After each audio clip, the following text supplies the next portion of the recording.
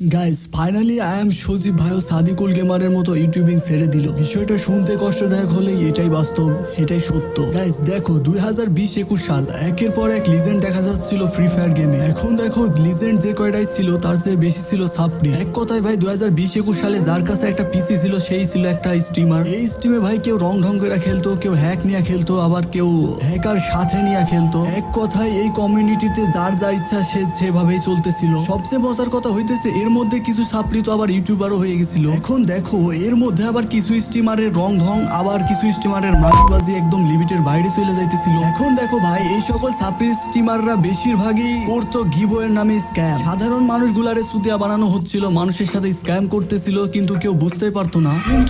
কিন্তু তখনই কোনটা ঠিক আর কোনটা ভুল সবার চোখে আঙুল দিয়ে বুঝিয়ে দেয় রোস্টাররা। হ্যাঁ ভাই, তখন যদিও এই স্ট্রিমার গুলো ধরা ছোঁয়ার বাইরে ছিল, কিন্তু ভাই রোস্টারদের নাম শুনলে প্যান্ট ভইরা মুইতা দিত। এখন দেখো ভাই কেন আমি ইতিহাস ধরে টান দিতেছি সেইটা আগে তোমাদেরকে ক্লিয়ার করে দিই। 2020-21 সালে যদি কোনো ইউটিউবার বা কোনো স্ট্রিমার যদি কোনো কিছু খারাপ কাজ করার কথা ভাবতো, তাহলেও 10 বার ভাবতো সাদিকুল গেমারের কথা। 20-21 সালে তো পুরো কমিউনিটিটাকে ক্লিন করে রাখতেছিল সাদিকুল গেমার।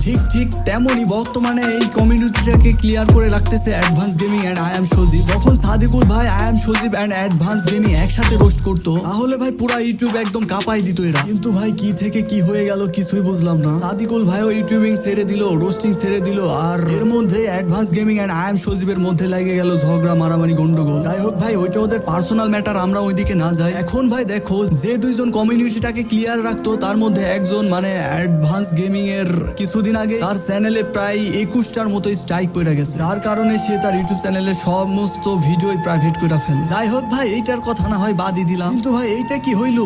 এইটা দেখে তো আমি ভিডিও না বানায় পারলামই না। গাইজ এখন আমার ইন্টারে ফাইনাল পরীক্ষা চলতেছে, এমনকি কালকেও আমার একটা পরীক্ষা আছে। এই সমস্ত কিছু দেখার পর তো আমি ভিডিও না বানায় পারলামই না। ভাই সজীব ভাইয়ের চ্যানেলে কি হইলো এটা? ভাই হঠাৎ করে আমি খেয়াল করে দেখতেছি আই এম সজীব ভাইয়ের চ্যানেলেও একটাও ভিডিও নাই, প্রত্যেকটা ভিডিও প্রাইভেট মেরা দেওয়া হয়েছে। মানে যারা এই কমিউনিটিটাকে ক্লিন রাখতেছিল তাদের চ্যানেলে একটা ভিডিও নাই। বুঝলাম না ভাই হইতেছে কি রোস্টারদের সাথে? এইটা কি আদৌ একটা কোইন্সিডেন্স নাকি এটার পিছনেও কারো হাত আছে? দেখো গাইস সবকিছু আমি তোমাদেরকে ক্লিয়ার করে দিতেছি।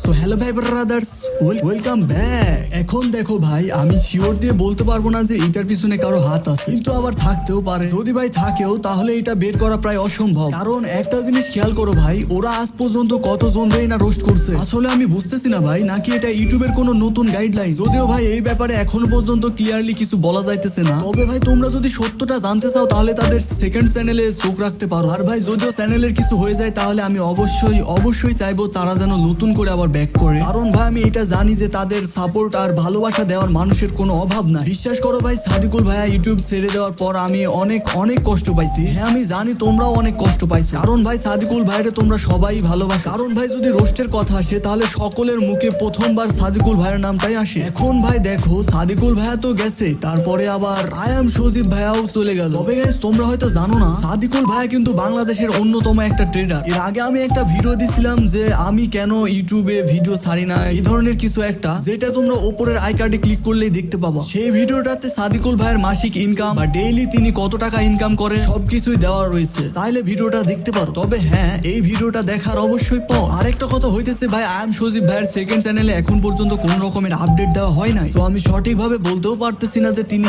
কেন ইউটিউব ছেড়ে দিল বা রোস্টিং ছেড়ে দিল। তো দেখো ভাই এইভাবেই চোখের সামনে সবার ভালোবাসার মানুষগুলো চলে যাইতেছে ইউটিউব ছেড়ে, যেটা সত্যিই কষ্টদায়ক। এখন দেখো ভাই তোমরা যদি সাদিকুল ভাই এবং আই এম সজীব এদের দুইজনেরই ফিল হালকা একটু নিতে চাও তাহলে আমার ভিডিও অবশ্যই দেখতে পারো। কারণ আমি আল্লাহর রহমতে দুইজনের মতো করে ভিডিও বানাইতে পারি, মানে দুইজনের কণ্ঠ হুবহু না হলেও কিছুটা পারি, যেটা তোমরা দেখতেই পারতেছো। আর সাদিকুল ভাইয়ের কণ্ঠে অনেকগুলো ভিডিও আছে আমার চ্যানেলে, সেগুলো দেখতে পারো। ও হ্যাঁ আরেকটা কথা, আমার নেক্সট ভিডিও আসতে চলেছে খুবই তাড়াতাড়ি, এবং সবচেয়ে বড় কথা হইতেছে যে সেই ভিডিওটা হবে আমার এতদিন যাবত যতগুলো ভিডিও বানাইছি সব ভিডিওর চেয়ে সর্বোচ্চ গালি দেওয়া একটা ভিডিও হইতে চলেছে। কারণ ভাই আমার নেক্সট ভিডিওটা হইতে চলেছে এমন একজন মাগিকে নিয়ে, যে কিনা ভাইয়া আসলেও মাগি, মানে মাগির মতো। গাইজ আমি চিন্তা ভাবনা করছি যে আমি যে মাগিরে নিয়ে ভিডিওটা বানাবো, সেই মাগি যে স্কুলে লেখাপড়া করে সেই স্কুলে তার মতো অনেকগুলো মাগি আছে। এখন দেখো ভাই এই খানুকি গুলারে নিয়ে আমি একটা প্ল্যান করছি। এখন দেখো ভাই ওর স্কুলে যতগুলো খানুকি মাগি গুলা আছে তাদেরকে দিয়ে সুন্দর করে একটা আবাসিক চালানো যাবে। তাহলে একবার বুঝো আমি কোন খানুকিরে নিয়ে নেক্সট ভিডিওটা আনতে চলেছি। তো ভাই পরের ভিডিওটা যদি দেখতে চাও তাহলে অবশ্যই আমার চ্যানেলটা সাবস্ক্রাইব সাবস্ক্রাইব করে রাখো। সেই ভিডিওটা যদি তোমরা দেখো তাহলে লাইফে অনেক কিছু শিখতে পারবা, নিজেকে সতর্ক করতে পারবা। সো ভাই আজকের ভিডিও এই পর্যন্তই। Bye bye, tata, till then take care. I love you, I love you, I love you.